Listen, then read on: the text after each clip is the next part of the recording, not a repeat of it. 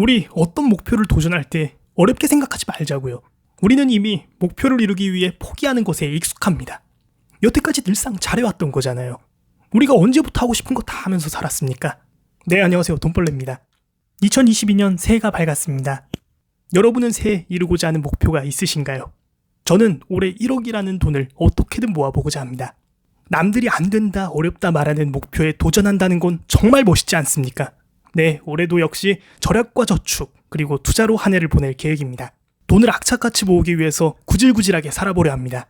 그리고 목표를 이루기 위해 현재의 행복을 잠시 미룰 것을 다짐하였습니다. 사실 아무리 생각해봐도 제 목표를 달성하기에는 저에게 주어진 선택지가 많지 않더라고요. 그래서 현재의 행복을 대가로 지불하고자 합니다. 저같이 쥐뿔도 없는 사람이 부자가 되기 위해선 남들보다 더 많이 포기해야만 그 이상을 얻을 수 있다 판단하였습니다. 스스로의 부족함을 너무 잘 알기 때문에 제가 가질 시간과 청춘을 갈아 넣으려 합니다. 20대의 가장 큰 무기는 성장을 위한 불편함과 희생을 감수할 수 있는 시기라 생각합니다. 제가 서울에 올라와 6개월 동안 고시원 생활을 했었습니다. 길면 길고 짧으면 짧은 시간이지만 그때는 불편함을 잘 몰랐었습니다. 지금 생각해보면 방도 엄청 좁고 전반적으로 노후된 시설과 공용으로 써야 하는 등등의 불편함이 많았었습니다. 근데 생각보다 지낼만 했었어요. 진짜로 그 생활이 불편한지 잘 몰랐었거든요.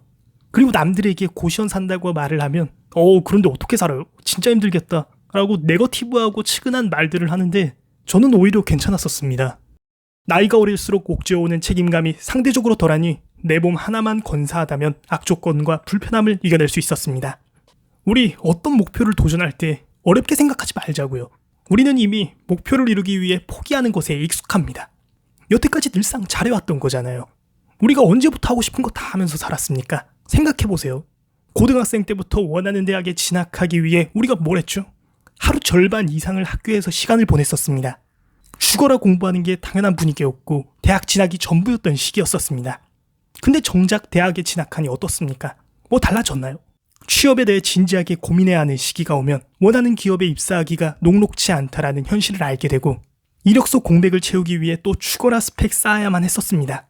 왜냐하면 지금까지 모든 일련의 과정의 결과물이 바로 취업과 연계되어 있었으니까요. 이처럼 우리는 목표를 위해 너무 많은 것들을 포기한 채 달려왔었습니다. 이때 목표를 이루기 위한 선택과 집중의 배경에는 바로 포기가 있었습니다. 포기는 목표를 이루기 위한 전제라는 걸 알 수 있습니다.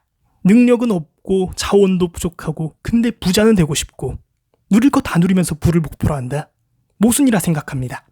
말장난처럼 들릴 수 있지만 목표 외에 모든 것을 포기하되 목표만은 포기하지 말아야 합니다. 그만큼 간절하다면요. 물론 부에 다가가는 속도의 차이일 수 있지만 적당한 노력은 적당한 보상으로밖에 이어지지 않습니다. 앞서 대학 진학과 구직 활동을 통해 느낀 바로는 어떠한 노력도 임계점이 명확하지 않다라는 겁니다.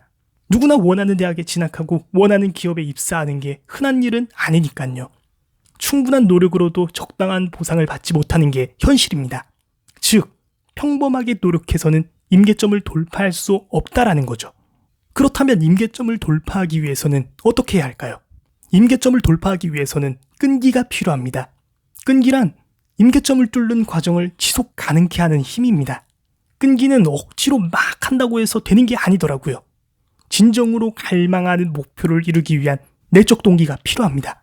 과거 제가 부를 누리고 싶었던 이유는 지극히 시각적이고 물질적인 만족이었습니다. 그리고 돈이 모든 것을 해결해 줄 것이라는 배금주의적인 생각에 빠졌었던 적도 있었습니다. 과거와 달리 현재의 저는 근본적 원인인 가난을 떨쳐내야겠다라는 확고한 내적 동기가 다져져 지금의 저를 만들었습니다. 내적 동기를 자극시키기 위해서는 작은 성공을 통해 성취를 느끼고 재미를 느껴야 합니다.